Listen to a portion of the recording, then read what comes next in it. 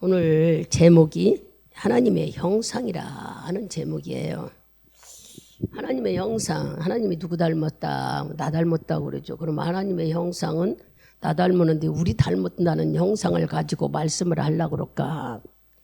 하나님의 형상은 어떻게 만들어져서 우리가 주의 형상을 어떻게 살아가야 되는가를 오늘 말씀 속에서 여러분들이 잘 듣고 또 그 말씀으로 인하여 이제는 우리가 하나님의 사람으로 바뀌어졌다면은 성숙되어야 됩니다. 그러므로 말씀을 들을 때에 깨닫게 해달라는 사모한 마음으로 들을 때에 주의 성령이 여러분 속에 마음을 활짝 열리리라 믿습니다. 여러분 이제 오늘 말씀을 보면 하나님께서는 우리 인간을 창조하기 전에 제가 창세기 1장 25절부터 우리 28절까지 읽어야 돼요. 근데 다 시간이 없어 안 읽었는데 읽다 보니까 하나님이 너무 오묘하게 이 세상을 만드신 거예요. 그래서 아까 78장 찬송을 하나님의 세계는 오고 찬양을 드렸는데 이와 같이 하나님의 형상 즉 사람을 만들기 전에 창조하기 전에 하나님은 우리들이 사람에게 필요한 것을 철두철미하게 준비해 놓고 그 다음에 사람을 만들었어요. 이제 말씀을 들어보면 여기 26절부터도 우리가 그런 말씀이 들어있죠. 그런데 무조건 사람을 만들었으면 사람이 어떻게 살아? 그러니까 하나님께서 사람이 살아갈 수 있는 것을 다 만들어 놓고 맨 나중에 우리를 만드는 것들을 보면은 하나님의 계획과 섭리는 대단하시고 오묘하신 거예요. 2절을 한번 큰 소리로 읽어보세요. 땅이 혼돈하고 창세기 2절입니다. 땅이 혼돈하고 공허하며 흑암이 깊은 위에 있고 하나님의 신은 수면에 운행하시니라. 아멘. 지금 우리가 살고 있는 이 시대가 바로 영적으로 보면은 땅이 혼돈하고 공허하고 흑암이 깊은 곳에 있다는 것입니다. 이유는 왜 그럴까? 거짓 선지자들이 너무 많았어요. 아니 말씀이 거짓이 될 리가 있나? 우리가 생각할 때 하나님 말씀은 하나님 말씀이지 무슨 거짓이 될 수 있나?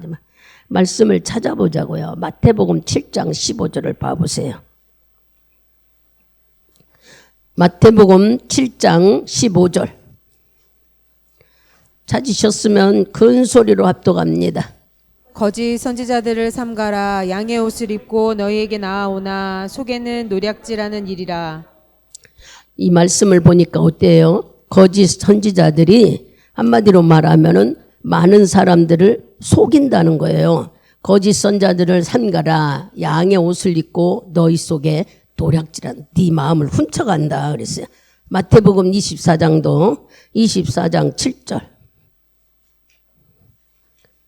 거기도 한번 읽어보세요.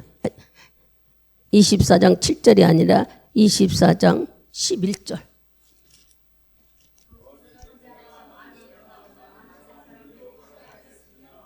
네, 여기도 거짓 선지자들 예고죠.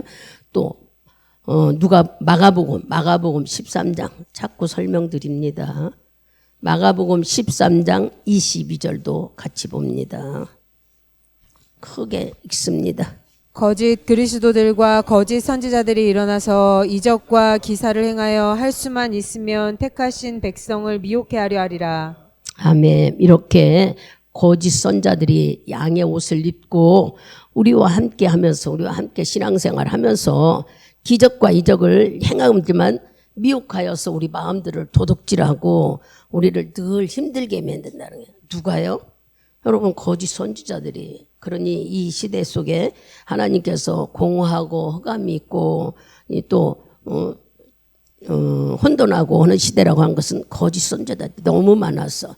지금 뭐 영적으로도 그렇지만 세상적으로 봐도 진짜가 가짜가 진짜처럼 우리 눈 속에는 물건들이나 모든 것들이 얼마나 많아요. 그래서 이 시대는 한마디로 말하면은 거짓들이 판을 치는 시대에 우리가 살고 있어요. 그 여러분 신앙생활도 그렇습니다. 여러분들이 진짜 성령 충만하지 않으면 어떤 것이 진짜인지 아닌지 알 수가 없어요. 왜 그러냐고 말씀이 너무 많은데 이적과 기적으로 혼동시켜서 사람들의 마음을 훔쳐가기 때문인 거예요. 뺏어가고 사람들이 그로 기울여가고 그래서 이단들이 있다는 말씀들은 너무 진짜 같으니까 우리는 이제 말씀의 진리를 알으니까 어떻게 저렇게 넘어가지 하지만 세상엔 그렇게 거짓들이 많아서 성도들의 마음이 말씀을 성령에 충만해서 말씀에 진짜로 깨닫지 못하면 이렇게 흔들흔들 넘어가 마음을 뺏긴다는 거예요. 그래서 주님은 이 시대를 뭐라고 그랬어요? 혼돈하고 공허하고 흑암에 위에 있는 시대다 그렇게 말씀했어요. 그러면 이 깜깜한 시대에 이 모든 것들이 주관하고 있는 우리들은 지금 어떻게 살아야 돼요? 하나님이 영이고 생명이라고 하는 우리는 영이고 생명 이 말씀을 많이 먹어야 되는 거예요. 많이 먹어서 하나님의 형상을 닮아가야 되는데 여러분 성경을 많이 읽어도 늘 봐도 성경 속에는 글자가 문자가 뭐를 알 수 있어야지. 그냥 우리는 아무리 봐도 하나님의 비밀을 볼 수가 없어요. 그냥 글이고 문자일 뿐이지. 그래서 여러분들이 이 문자 속에서 하나님의 비밀을 찾아내지 못해. 그렇다면 우리는 어떻게 해야 되느냐? 여기 아까 우리가 2절 읽어볼 때 창세기 즉 사람을 만드는 창조 때도 이렇게 어려웠지만 끝머리 말씀을 보면은 하나님이 신이 수면 위에 올라왔더라 운행하고 계시더라 그랬어요. 이게 무슨 말씀이냐 말이에요. 바로 성령이 지금 함께 하신다고 하는데 성령이 여러분의 마음 심령을 운행해 주셔야 돼요. 열어주고 깨닫게 하고 듣게 하시고 뭘 좀 활짝 해줘야만 우리가 말씀에 알 수가 있습니다. 한마디로 말하면은 율법은 보이는 사람들의 율법은 하나님 보이는 육적인 예법이나 다름없어요. 보이는 걸로 지키려고 그래. 근데 복음은 아무나 주지 않았어. 복음은 우리 믿는 자들에게 비밀로 주신 말씀이에요. 그러니까 이 복음 속에 숨겨져 있는 것을 찾아서 우리가 그 말씀대로 살아가는 게 하나님 백성들인 거예요.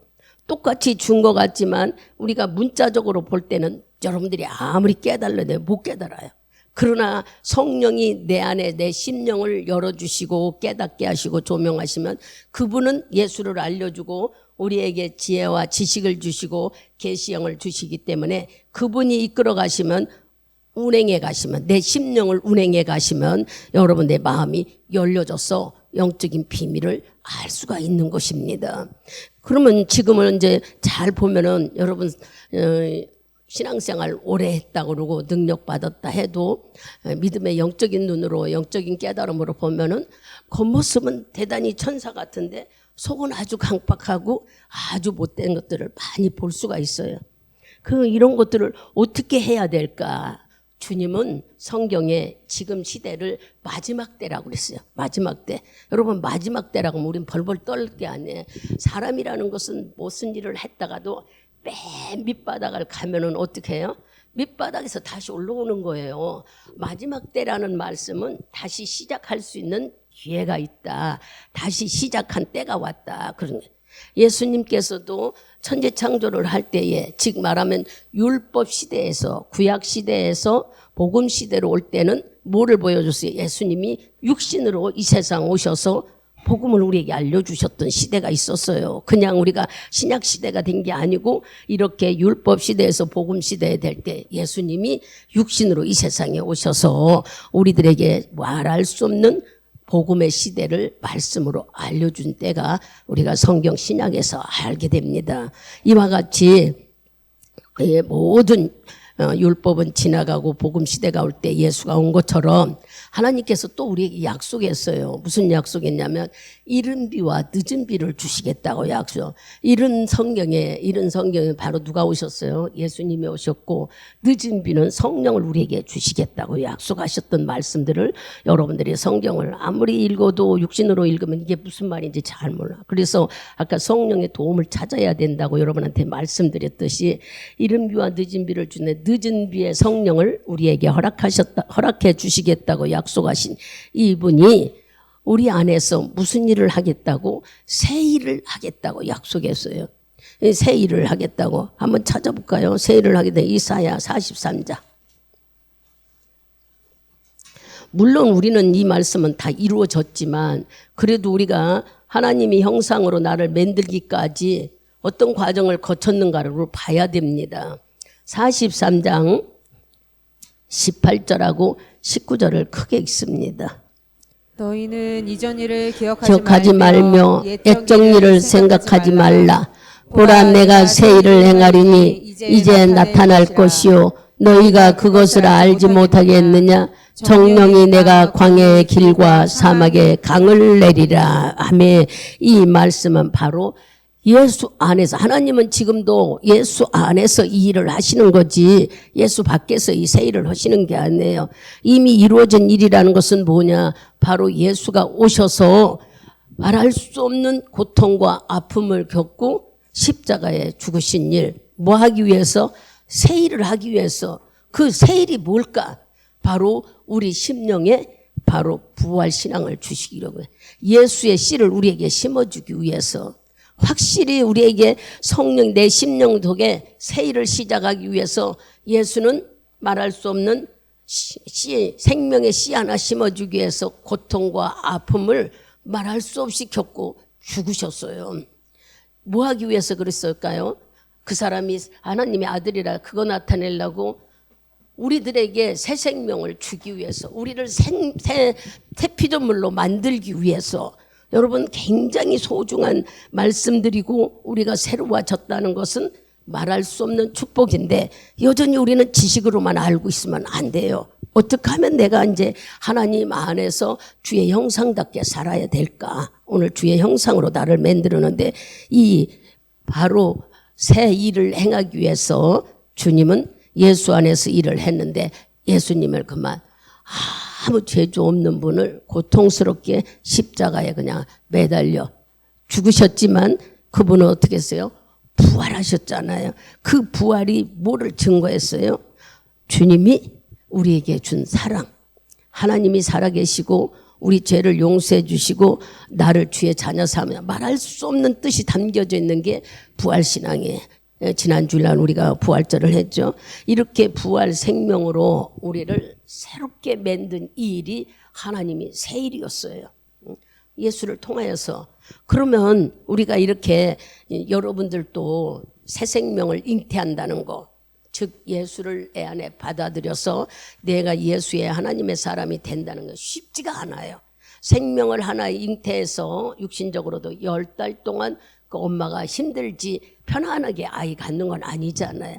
음식도 거부 반응 일어나고 몸도 둔하고 또 움직이는 것도 힘들고 볼품도 없고 10달 동안 말할 수 없는 그런데 그거는 기대가 있지 않아요. 소망이 있지 않아. 기쁘지 않아. 생명을 하나 잉태한다는 즐거움이 있지 않아요. 예수님도 바로 내 생명 하나 그러면은 많은 영혼 살린다는 것을 주님은 아셨기에 그 고통을 다 이기셨던 거예요. 그럼 우리들도 이 말씀을 들으면서 새 생명 하나 잉태하는 데에는 이렇게 어렵고 힘든 고통이 뒤따르는구나. 이유는 뭘까요? 아담으로 인하여 죄가 있기 때문에 이 죄의 대가로 인하여 사람들은 어려움을 겪게 되어 있었습니다. 예수님 오시기 전까지는 우리가. 그러면 여러분들 속에도 새 생명을 잉태하는 그 시간이 금방 되지 않아요. 내가 막 예수 믿으니까 믿습니다 하고 받아들여지더냔 말이에요. 계속 우리가 새로운 피조물이라고 영입니다. 여러분 내가 영입니다 해서 영이 되느냔 말입니다. 내가 하나님을 믿고 인정하고 그분이 나를 사랑하는 것을 나를 위해 죽으시고 내게 새 생명을 주셨다는 걸 인정하는 믿음이 있을 때에 놀라우신 성령의 역사가 내 안에서 일어나는 거예요. 그렇기 때문에 하나님은 우리를 위해서 결국에는 죽어주시고 갈라디아서 한번 봐보세요. 갈라디아서 5장.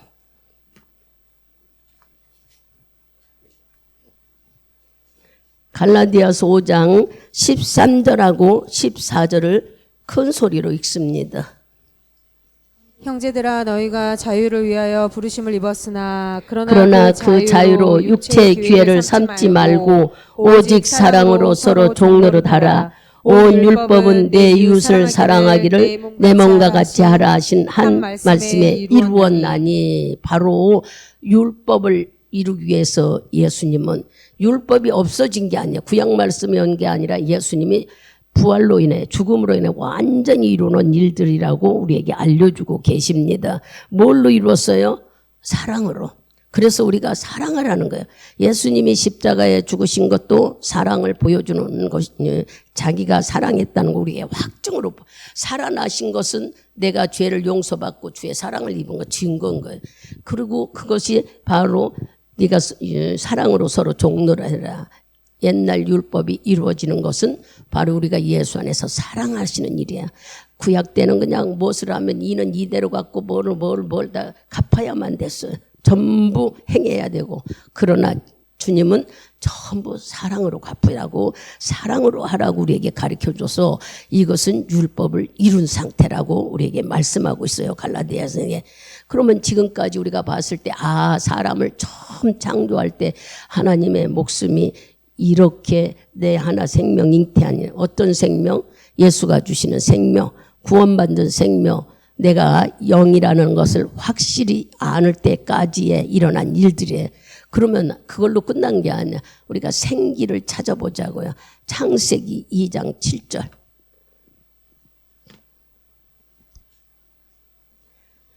창세기 2장 7절 누가 크게 읽습니다. 여호와 하나님이 흙으로 사람을 지으시고 생기를 그 코에 불어넣으시니 사람이 생명이 된지라. 아멘. 생기가 뭘까? 생기는 한마디로 말하면은 하나님께서 우리에게 주신 이 생기는 호흡, 뭐라고 할까? 호흡이라는 거예요. 호흡은 여러분 숨이나 똑같아요. 숨이 끊어지면은, 호흡이 끊어지면 가버리는 거잖아요. 즉 말하면 이 호흡인데, 다시 말하면 생기는 뭐예요? 생명이나 똑같은 거예요. 생명이 끊어지는 거예요. 숨을 못 쉬면 생명이 끊어지는 거. 더 자세히 설명해 나온 것은 요한복음 20장.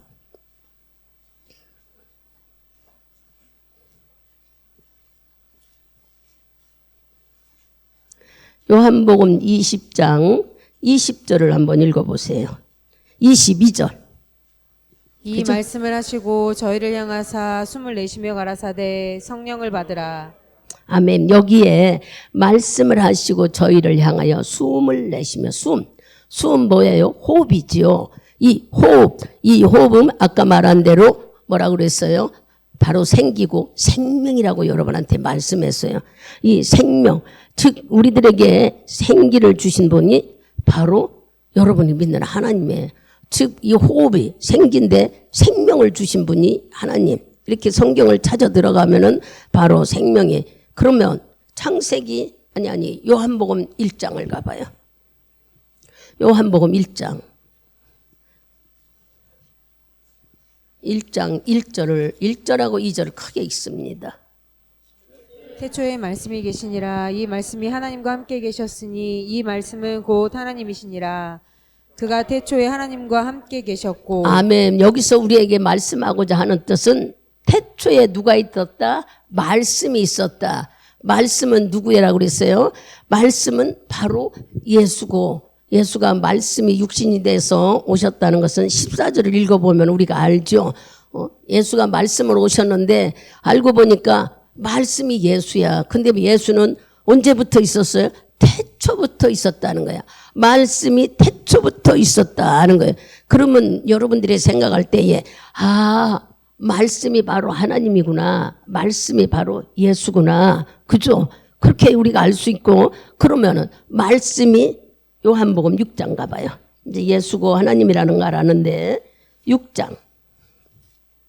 말씀을 잘 들으면 금방 우리는 믿음에 확고하게 성장해버려요. 말씀 들을 때 딴 생각을 하니까 못 들어서 그렇지. 63절 하나 읽어봐봐요. 6장 63절 크게. 살리는 것은 영이니 유익은 무하니라. 내가 너희에게 이른 말이 영이요 생명이니라. 아멘. 말씀이 뭐라 그래요? 영이고 생명이라고 여기 가르쳐주고 있잖아요.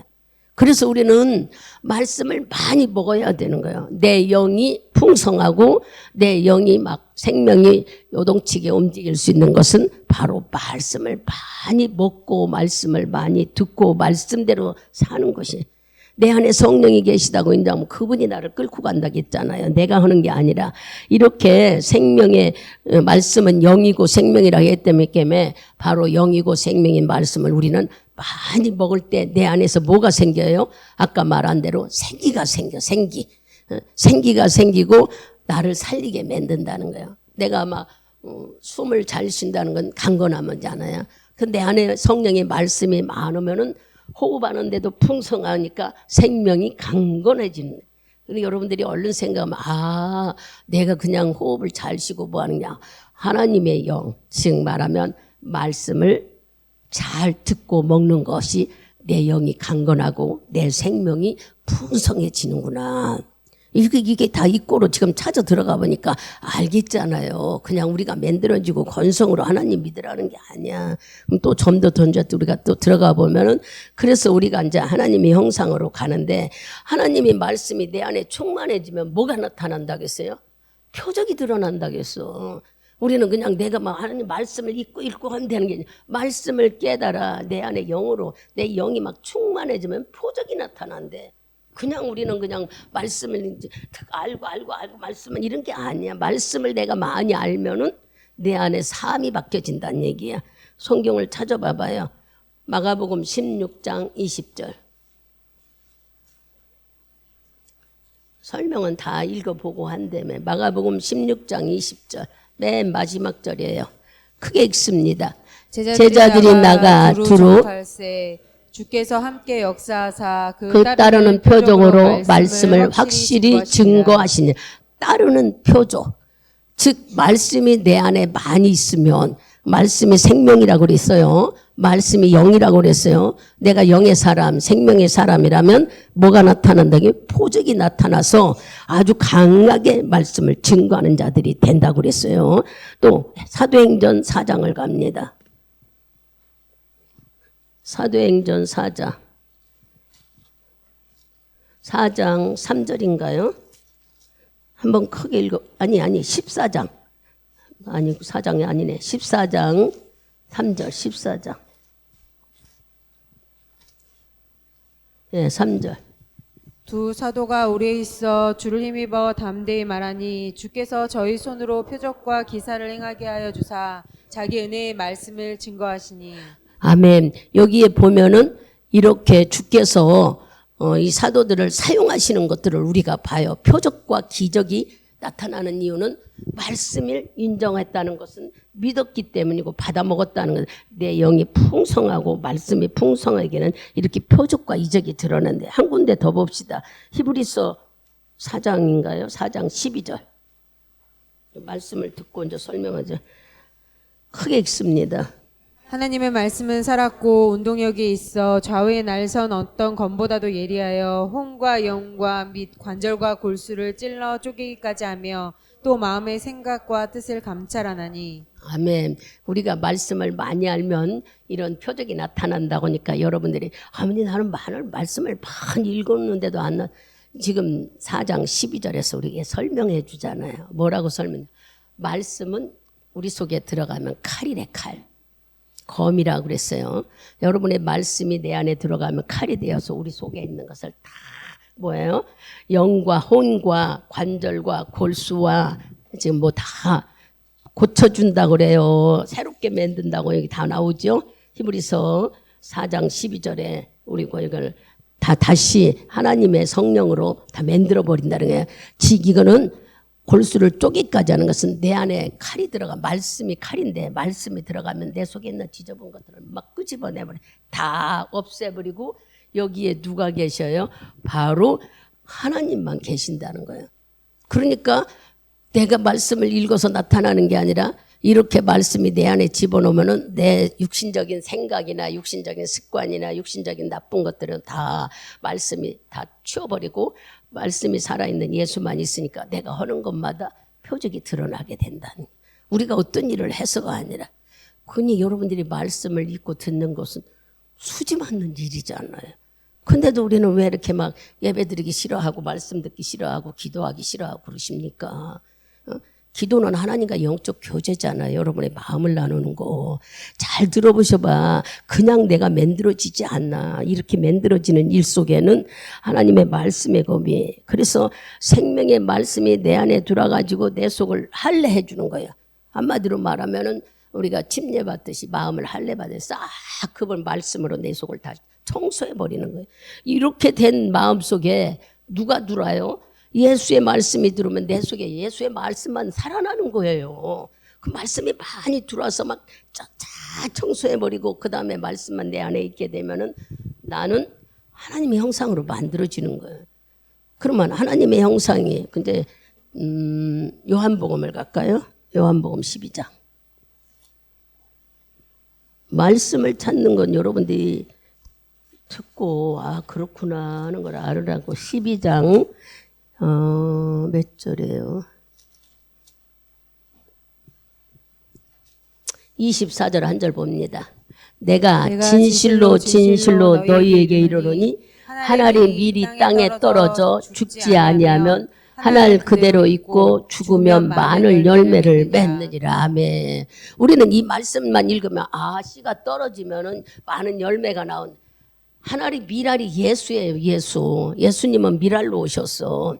미랄로 오셔서 바로 심령 속에 우리 심령 속에 예수의 형상을 주려고 죽어주셨은 거예요. 미랄 하나 죽은 것 같이 많은 열매를 나타낸 것처럼 여기 미랄 얘기인데 예수님은 미랄로 이 세상에 오셔서 바로 우리들의 마음속에 떨어져서 심령이 예수 심령을 갖게 예수 형상을 갖게 우리를 만들어 주신 거예요. 여러분 속에 말씀은 쬐그만 것이 같지만 내가 형상이 바뀌어진다는 그러면은 고린도 후서 가봐요. 고린도 후서. 성경 찾을 때 부지런히 찾아서 말씀을 읽어가면 고린도 후서입니다. 후서 11장.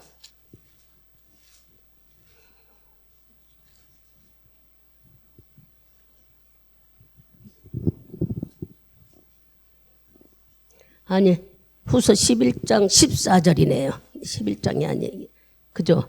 14절 크게 읽습니다. 이것이 이상한 일이 아니라 사단도 자기를 광명의 천사로 가장하느니라. 이게 무슨 소리예요? 예수님의 미랄이 말씀이 미랄로 우리에게 떨어져야 하는데 다른 씨가 들어와서 떨어지면은 이렇게 광명의 천사로 믿음 있는 척하는 아주 거짓된 것들이 우리 속에 심어진다는 거예요. 무서운 말씀이에요. 말씀을 잘 하나님의 미랄을 잘 심어야 돼. 여러분들이 말씀을 잘 심어야지 내가 이걸 갖고 이렇게 생각해가지고 심으면은 뭐가 만들어진다? 마귀가 내 안에서 자리 잡고 광명의 천사로 아주 믿음 있는 척하고 있대. 말씀을 잘 심으란 얘기를 지금 하는 거예요.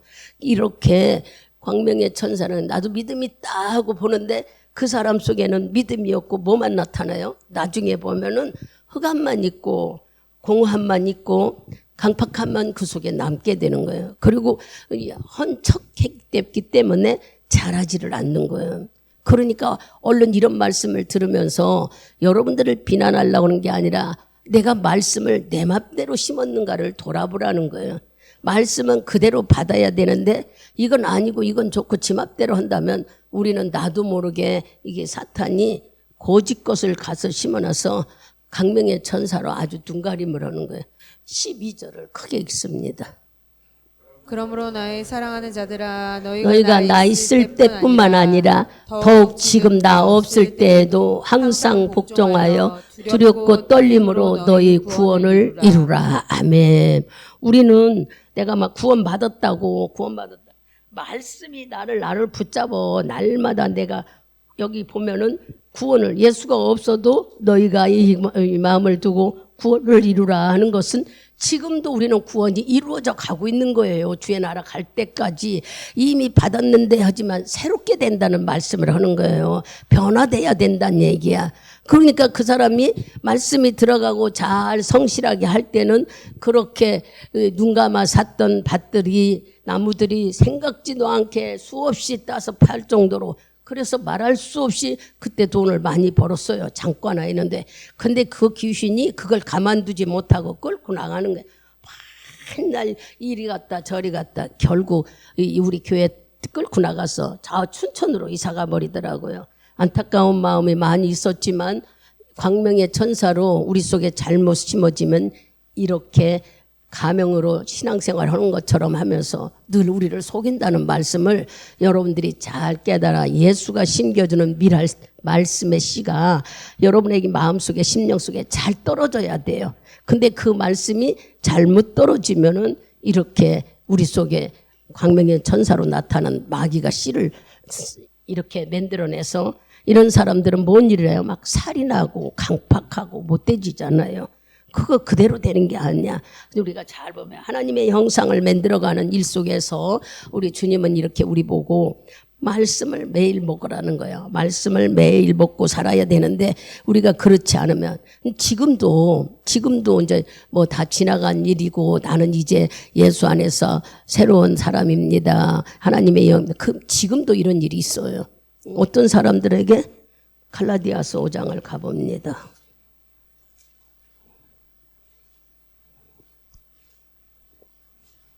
옛사람은 죽고 새사람인데 왜 이런 일이 일어날까 하지만 말씀을 읽어보시면은 갈라디아서 22절부터 22절은 성령의 열매고 19절부터 봅니다. 19절부터 21절까지 크게 읽습니다. 육체의 일은 현저하니 곧 음행과 더러운 것과 호색과 우상 숭배와 술수와 원수를 맺는 것과 분쟁과 시기와 분냉과 당짓는 것과 불리함과 이단과 투기와 술취함과 방탕함과 또 그와 같은 것들이라. 전에 너희에게 경계한 것 같이 경계하노니 이런 일을 하는 자들은 하나님의 나라를 유업으로 받지 못할 것이요. 아멘. 지금도 믿는 사람들 속에 예수님의 인격이 없고 예수님의 성품이 나타나지 않고 이렇게 육체적으로 사는 사람들이 있다는 얘기예요. 그런 사람에게는 뭔 일이 일어나요? 세속적인 일이 일어나기도 하지만 하나님 나라를 유업으로 받을 수 없다는 겁니다. 여러분들이 육체적인 일을 하지 않아야 되는데 말씀을 날마다 먹고 영에 튼튼하게 우리가 성장돼 가지 않으면은 이렇게 육체는 나는 다 변화된 것 같으나 우리를 이렇게 건드리는 육체적인 일이 드러나게 만들어서 나도 모르게 하나님과의 강팍한 아주 반대되는 일을 하게 된다는 것을 바울 선생은 우리에게 말씀하고 있는 거예요. 그러면은 성령의 열매를 맺는 자, 말씀을 듣고 잘 성령의 열매를 맺는 자는 지금도 어떤 일이 일어나요? 그 22절에서 23절까지 읽어보세요. 크게 읽습니다. 오직 성령의 열매는 사랑과 희락과 화평과 오래 참음과 자비와 양선과 충성과 온유와 절제니 이 같은 것을 금지할 법이 없느니라. 아멘. 즉 하나님의 생명의 말씀을 많이 먹고 영이 튼튼하게 하나님 안에서 사는 사람에게는 이렇게 성령의 열매가 나타난다는 얘기를 해요. 성령의 열매는 바로 하나님의 형상입니다. 주의 성품입니다. 우리가 읽은 말씀들은 주님의 형상이 이렇게 나타나는 삶이에요. 우리 속에 말할 수 없이 성령의 열매는 게 기쁘고 감사하고 참고 자비, 이것이 내가 참는다고 내가 아주 기뻐한다고 되는 게 아니고 바로 생명의 말씀이 내 안에 들어가서 자꾸 나를 성장하고 충만하게 하면은 하나님의 형상이 나타나면서 우리가 성령의 열매를 맺어가는 거예요. 성령의 열매를 맺는 것이 성령의 열매가 바로 하나님의 형상이라는 거예요. 기쁘고 감사하고 온유하고 하는 것들이 바로 하나님의 형상이라는 거예요. 그렇게 주의 형상처럼 우리가 닮아가지고 나타난다는 겁니다. 그렇기 때문에 지금도 우리는 자꾸 뭐라 그래요? 하나님은 지금 이 시대에 거짓 선지자니까 판치지만 믿는 우리는 영이요 생명의 말씀을 많이 먹어야 된다는 거예요. 여러분들이 많이 먹고 많이 듣고 분별을 어떻게 하느냐. 내 안에 계신 성령님께 그분은 우리에게 지혜와 지식도 주시고 깨달을 수 있는 영감 영역을 주시고 또 우리에게 분별할 수 있는 영도 계시 영도 허락하시면서 모든 것을 다 주시는 분이 여러분 속에 와 계셔요. 주님이 주셨어요. 예수가 십자가에 죽으시면서 우리에게 주신 것이 바로 이 성령, 너희에게 새 일을 하겠다 하시면서 주신 것이 성령이 대안에 오신 일입니다. 이렇게 귀한 일들을 주님은 목숨을 걸고 해놓으셨잖아요.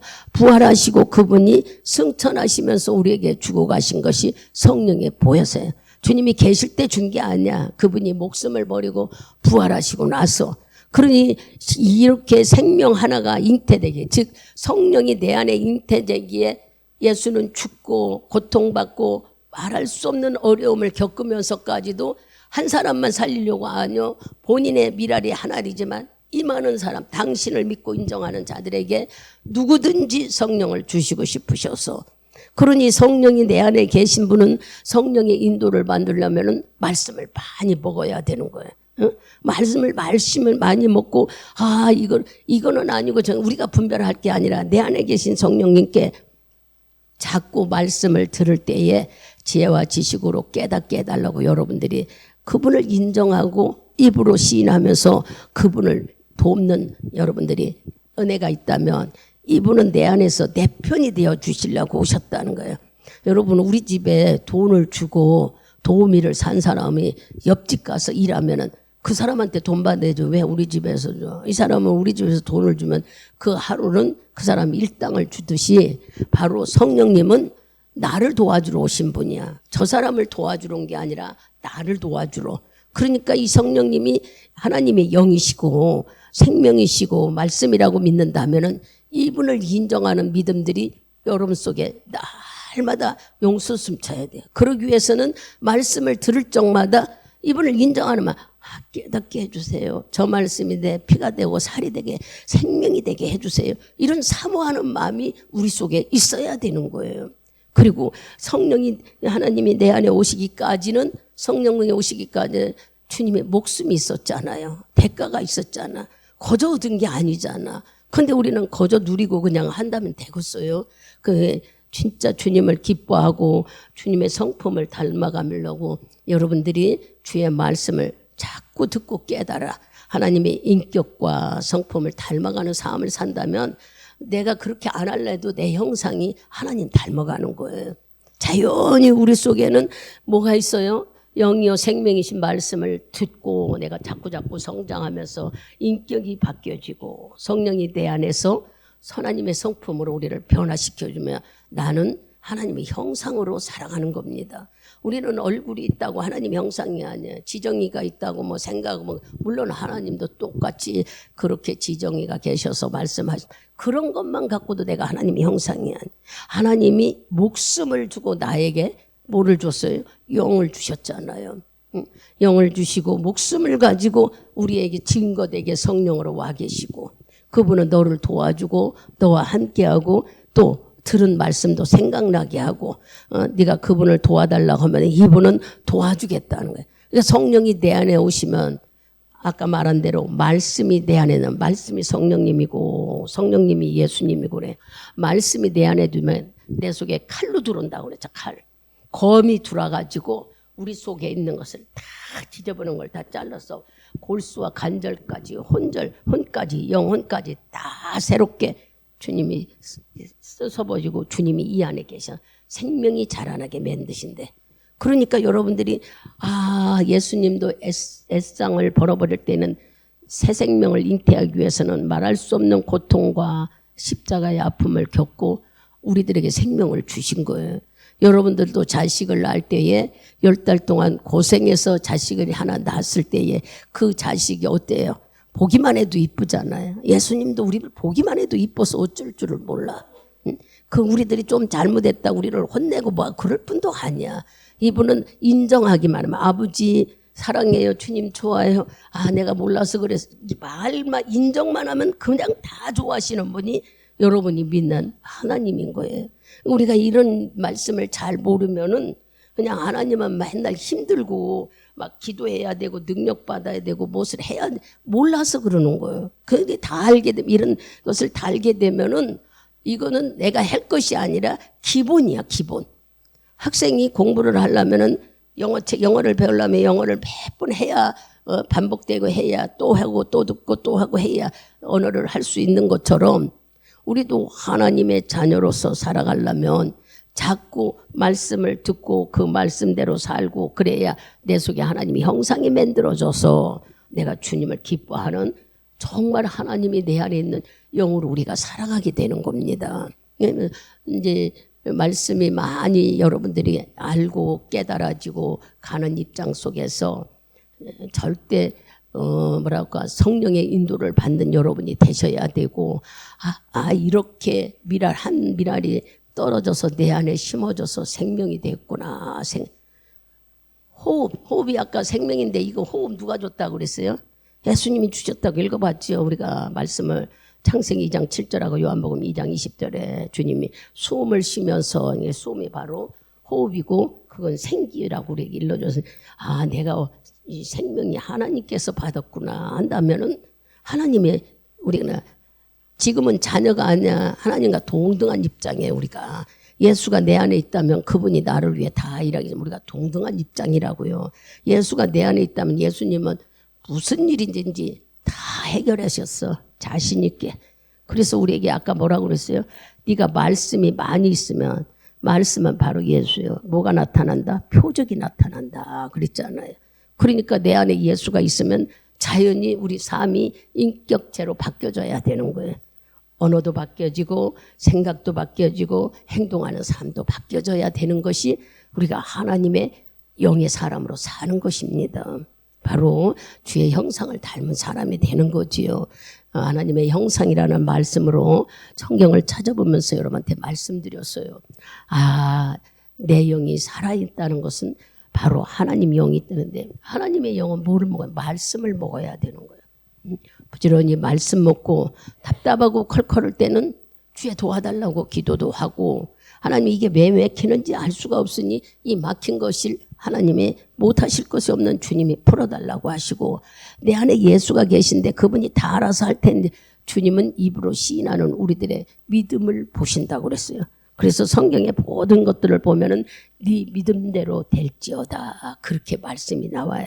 할 수만 있다면 여러분 우리들이 어떻게든지 하나님께 자존심을 세워드리자는 얘기야. 하나님께 자존심을 세워드린다는 자존심 버려야 하는데 무슨 말씀을 하세요? 예수 안에서 영적 자존심. 이게 무슨 말씀이냐 하면은 바로 하나님께 도와달라고 하는데 왜 사람을 보고 도와달라고 하느냐는 얘기야. 세상 보고 도와달라고 하느냐 하면 세상에 어떤 것도 여러분들 도와줄 게 없어요. 내가 예수를 믿는다면은 하나님의 자녀라면은 여러분들은 누구를 바라봐야 돼요? 하나님을 바라보고 기도해야 돼. 어디에 그런 말씀이 있느냐고요? 에스라 봐봐요. 에스라. 글쎄 봐요. 우리 21절부터 23절까지 봅시다. 크게. 때에 내가 하와와 강가에서 금식을 선포하고 우리 하나님 앞에서 스스로 겸비하여 우리와 우리 어린 것과 모든 소유를 위하여 평탄한 길을 그에게 강구하였더니 이는 우리가 전에 왕에게 구하기를 우리 하나님의 손은 자기를 찾는 모든 자에게 선을 베푸시고 자기를 배반하는 모든 자에게는 권능과 진노를 베푸신다 하였으므로 길에서 적군을 막고 우리를 도울 보병과 마병을 왕에게 구하기를 부끄러워하였습니다. 그러므로 우리가 이를 위하여 금식하며 우리 하나님께 간구하였더니 그 응낙하심을 입었느니라. 아멘. 여기 보면은 바벨론 포로에서 말을 다 읽을 수가 없으니까 바벨론 포로에서 지금 성전이 무너지고 다 폐쇄하고 했던 얘기, 나라가 엉망이었던 얘기를 포로로 잡혀간 사람들이 들었어요. 이 에스라가 들었어. 그러니까 애가 타 마음이. 그래서 우리가 이 성경을 읽어보면은 많은 사람들이 왔지만 에스라는 막 우상을 때려보고 성전을 고치고 막 그랬던 사람 중에 하나예요. 근데 이 소리를 듣고 진짜 얼른 예루살렘에 오고 싶어. 근데 올 수가 없어. 왕의 허락을 받아야 되잖아요. 그래서 여기 2절에 왕에게 나를 좀 보내달라. 내가 좀 갔다 오고 싶다. 느헤미처럼 이런 말을 하고 싶었는데 그렇게 하지 않았다는 거야. 왜냐하면 부끄러웠다. 즉 무엇을 얘기해? 하나님에 대한 자존심 좀 세워라. 그 소리예요. 여기 잘 깨달아. 전체를 읽어보면 내용이. 그래서 에스라는 사람에게 왕에게 구하지 않고 뭐라고 했다고 그래요? 23절에 보면 하나님께 그냥 금식하고 하나님께 막 간구했더니 하나님께서 응답해야 되네. 내가 거기 갈 보병도 좀 주시오. 거기 가다가 마병도 좀 주시오. 말을 좀 주고 많은 사람들이 지키고 안전하게 가게 해주세요. 이렇게 구하고 싶었지만 그게 부끄러워서 안 해버렸대. 그리고 누구한테 했다? 하나님께 기도했다. 이 말씀을 여러분들이 잘 새겨들어서 이렇게 어려운 한국에 그들이 구한 것은 하나님께 기도했지 사람의 도움을 구하지 않았단 말씀이에요. 그러니까 여러분들이 예수 믿는 사람이라면 자존심 좀 있어야 돼. 영적 자존심. 하나님께서 기도하고 구하기를 원할까? 우리가 사람 눈치 보며 세상 방법으로 구하기를 원할까? 내가 영적인 그리스도인으로서 하나님 예수 그리스도가 나를 위해 십자가에 죽으셨다는 이런 마음이 있다면 주님을 자존심을 좀 높여주는 여러분이 되란 얘기예요.